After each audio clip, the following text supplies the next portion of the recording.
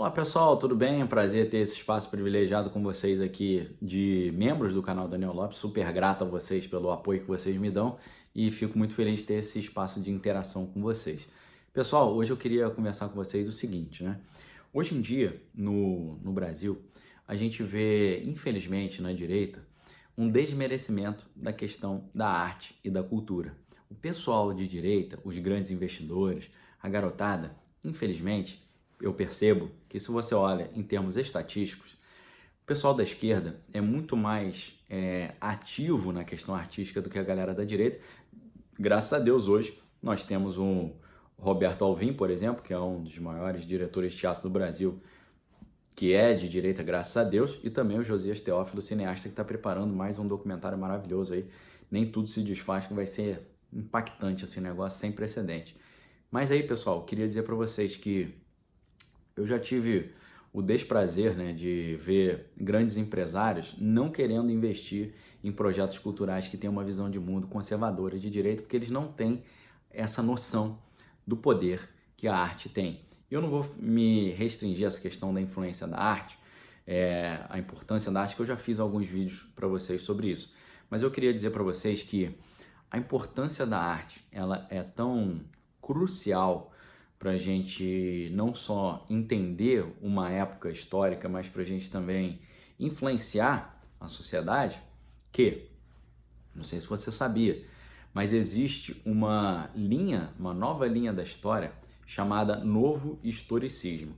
Essa linha da história chamada Novo Historicismo, ela parte do princípio que, às vezes, muito mais importante do que ler documentos históricos para você entender o contexto histórico de uma época, seria você acompanhar as obras artísticas que foram produzidas nessa época. Por exemplo, vamos supor que, em vez da gente entender a era vitoriana na Inglaterra, pensando os documentos históricos produzidos naquele período, a gente poderia olhar, por exemplo, a obra literária daquele período. A gente pode olhar, por exemplo, uma obra do Oscar Wilde, né, que escreveu o Retrato de Dorian Gray, além de outros contos muito interessantes, e a gente vê na obra dele, né, reflexos daquele conflito da era vitoriana, que Oscar Wilde era um cara que era homossexual e foi até preso por ser homossexual, porque naquela época era crime, né, você ter a prática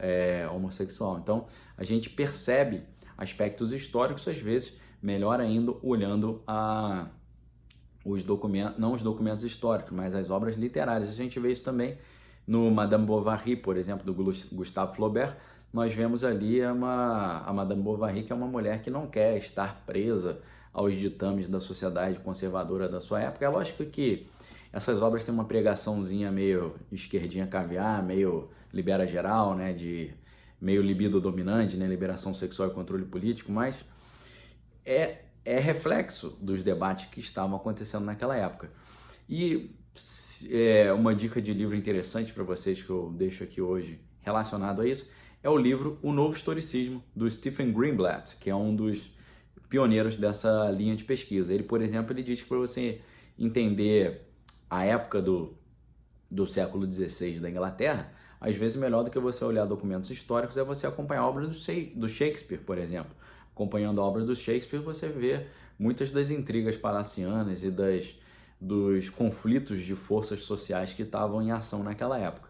Qual é a grande conclusão disso que nós chegamos? A grande conclusão é, se as produções artísticas, culturais, literárias, teatro, cinema, literatura, são consideradas por grandes historiadores como o documento histórico mais fiel do que a historiografia em si, significa que o Brasil hoje, que está vivendo uma nova era, uma era chamada de Era Bolsonaro, uma era completamente diferente, cheia de novidades, cheia de coisas que nunca aconteceram no Brasil. Se a gente está construindo esse novo Brasil, é muito importante que as obras culturais participem dessa construção.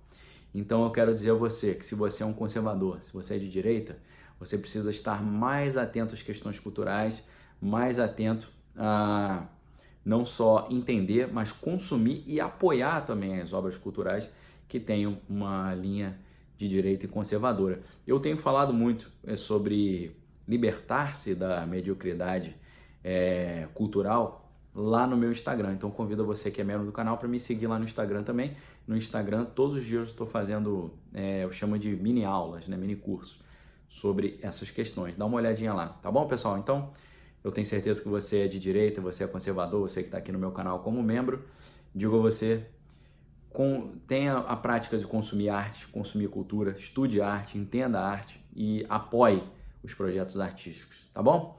Forte abraço, galera. Um prazer enorme ter esse espaço aqui com vocês. Obrigado pelo apoio. E comente com seus amigos para que eles se tornem membros também, porque a referência de uma pessoa que já está dentro vale muito, tá? Então conto com essa ajuda de vocês para divulgar esse trabalho que é feito aqui, que é exclusivo para vocês, que só vocês conhecem, tá bom? Um abraço, fiquem com Deus, um excelente final de semana para todos. Obrigado pelo apoio. Valeu!